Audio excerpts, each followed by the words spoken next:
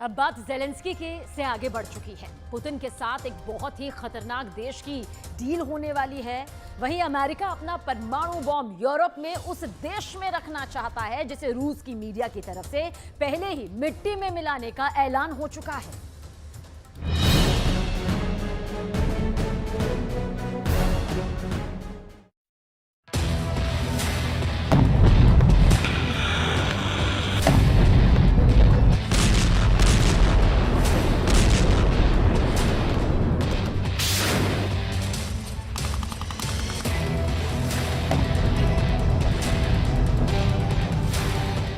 जब आप सो रहे थे तब यूक्रेन के युद्ध को लेकर एक बड़ी हलचल हुई।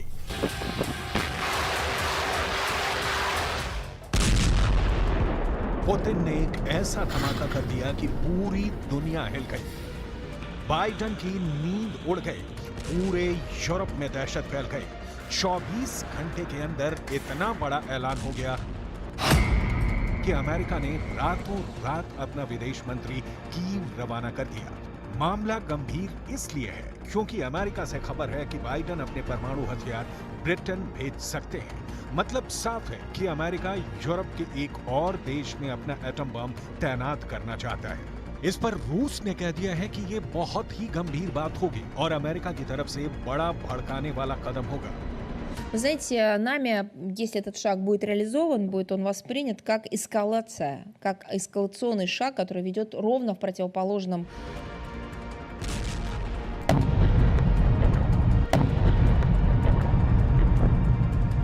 इस सब भागम भाग के बीच रूस से खबर आई कि एक ड्रोन से मॉस्को की तरफ हमला किया गया है और इस ड्रोन के टारगेट पर पुतिन का दफ्तर था। लेकिन इस ड्रोन को रास्ते में ही मार गिराया गया। पुतिन के मर्डर की कोशिश के बीच चीन की तरफ से खबर आई कि पुतिन नया युद्धाभ्यास करना चाहते हैं और इसमें उत्तर कोरिया भी हिस्सा लेगा। और सबसे बड़ी खबर यह कि किम जोंग उन का रूस दौरा फाइनल हो चुका है। यानी पुतिन के युद्ध में अब किम जोंग उन की एंट्री हो सकती है। यानी मॉस्को से लेकर बीजिंग तक एक नए युद्ध की तैयारी शुरू हो चुकी है।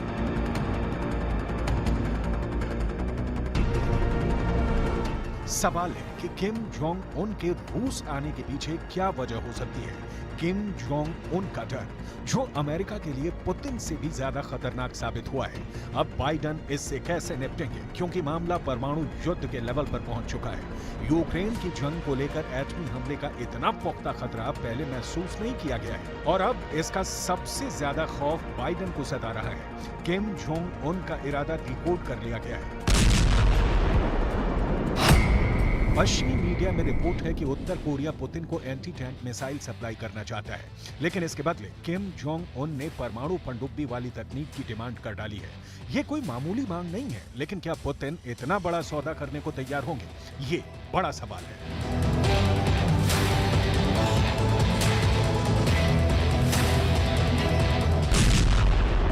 इसमें कोई शक नहीं कि पुतिन को इस वक्त नाटो की टैंक पावर को रोकने के लिए एंटी टैंक मिसाइल की बहुत ज्यादा जरूरत है। नाटो ने ज़ेलेंस्की को नए नए टैंक सप्लाई किए हैं। बख्तरबंद गाड़ियां सप्लाई की जा रही हैं और इनसे सिर्फ एंटी टैंक गाइडेड मिसाइल जैसे हथियार से ही निपटा जा सकता है।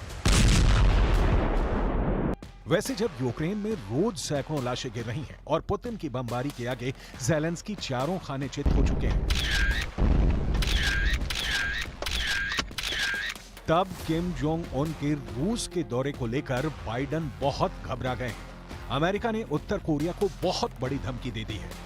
Providing weapons to Russia for use on the battlefield to attack grain silos and the heating infrastructure of major cities as we head into winter, to try to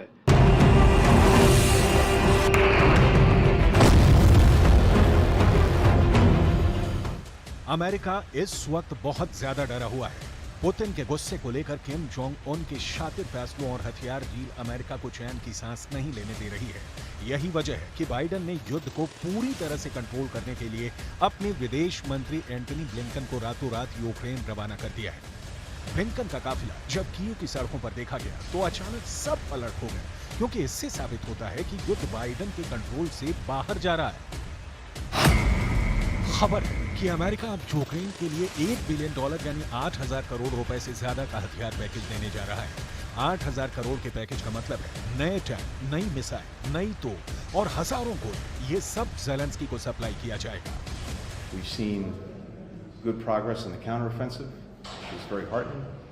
We want to make sure that Ukraine has what it needs not only to succeed in the counteroffensive, but has what it needs for the long term to make sure that it has a strong deterrent, strong defense capacity. Zelensky को white house से पता चला कि उनके लिए नए हथियार जल्दी पहुंचने वाले हैं। इन हथियारों की लिस्ट भी यूक्रेन के रक्षा मंत्रालय ने जारी कर दी है। नए पैकेज में पैट्रियट और नेसम्स एयर डिफेंस सिस्टम की मिसाइल है। इसमें stinger man portable air defence system है, जिसे कंधे पर रखकर विमान पर निशाना लगाया जाता है। इसमें हिमार्स मल्टी रॉकेट सिस्टम के लिए नए रॉकेट हैं, जो 90 किलोमीटर की रेंज तक मार कर सकते हैं। इसमें 155 मिलीमीटर के गोले भी हैं, यानी ज़ेलेंस्की का तोपखाना फिर से भरने वाला है। नए पैकेज में 32 स्ट्राइक बख्तरबंद गाड़ियां हैं। नए पैकेज में anti tank guided missile javelin भी है, जिससे रूस के टैंकों को बड़ा नुकसान हुआ है। साथ में 2 करोड़ 80 लाख गोलियां भी हैं, यानी ज़ेलेंस्की की इन्फेंट्री भी अब पूरी तरह से फिर से लैस हो जाएगी। जाहिर है कि इस पैकेज की खबर सुनकर ज़ेलेंस्की बहुत ज्यादा खुश है और उन्होंने उम्मीदों से भरा एक मैसेज फौरन अपनी सेना को भेज दिया, ताकि वो किसी तरह रूस की सेना को कीव की तरफ बढ़ने से रोके रहे। जो आफत डॉनबास और दक्षिण में ज़पोरिज़िया में मची हुई है, उन हमलों से उनकी राजधानी किसी तरह बची रहे। Від воїнів будуть у вищих генералів, у рядовців, у наших міжнародників.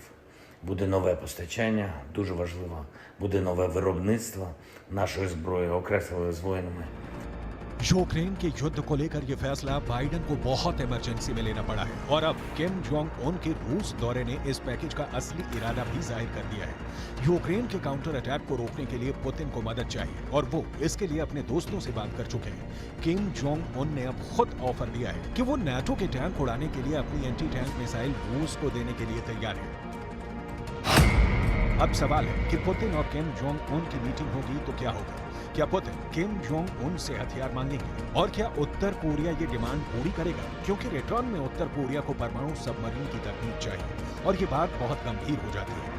किम जोंग उन से पुतिन तोप के हजारों गोले ले सकते हैं, पुतिन को एंटी टैंक मिसाइल और बाकी छोटे हथियार मिल सकते हैं, लेकिन उसके बदले परमाणु पनडुब्बी वाली टेक्नोलॉजी देना बहुत घाटे का सौदा साबित होगा, क्योंकि किम जोंग उन भरोसे के लायक नहीं। ये पुतिन भी जानते हैं। मुमकिन है कि पुतिन ये मांग करें कि उत्तर कोरिया अपनी सेना को यूक्रेन में तैनात करे, ताकि रूस की फौज पर से दबाव कम हो।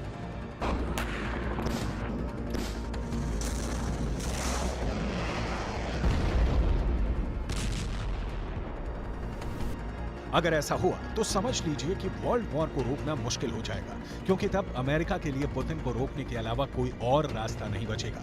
अमेरिका को पहले से पता है कि यूक्रेन में गोलाबारी जारी रखने के लिए पुतिन को हथियारों की जरूरत है और वो इस डिमांड को उत्तर कोरिया के जरिए पूरा करना चाहते हैं। I think it's ill-advised for there to be any collaboration between Russia and North Korea on what has been reported might be the topic, which is North Korea giving ammunition to Russia. When you think about what that has the potential to mean.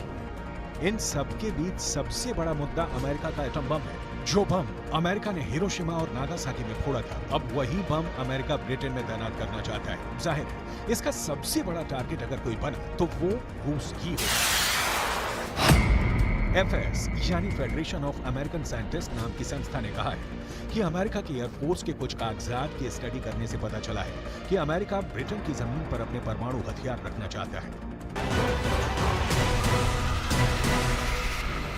रूस की space agency Roscosmos ने हाल ही में ऐलान किया कि उसने सरमत missile को तैनात कर दिया है, जिसके बारे में पुतिन ने कहा था कि दुश्मन अब रूस पर हमला करने से पहले 10,000 बार सोचेगा। यह वार्निंग खास तौर से नाटो और ब्रिटेन के लिए थी।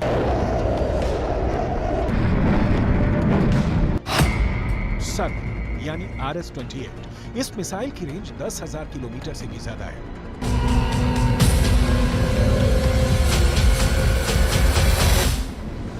इस मिसाइल को लेकर डर इसलिए ज्यादा है क्योंकि पुतिन पहले ही खुल्लम खुल्ला बोल चुके हैं कि रूस के अस्तित्व पर खतरा आया तो परमाणु बम इस्तेमाल नहीं होगा, इसकी कोई गारंटी नहीं दी जा सकती।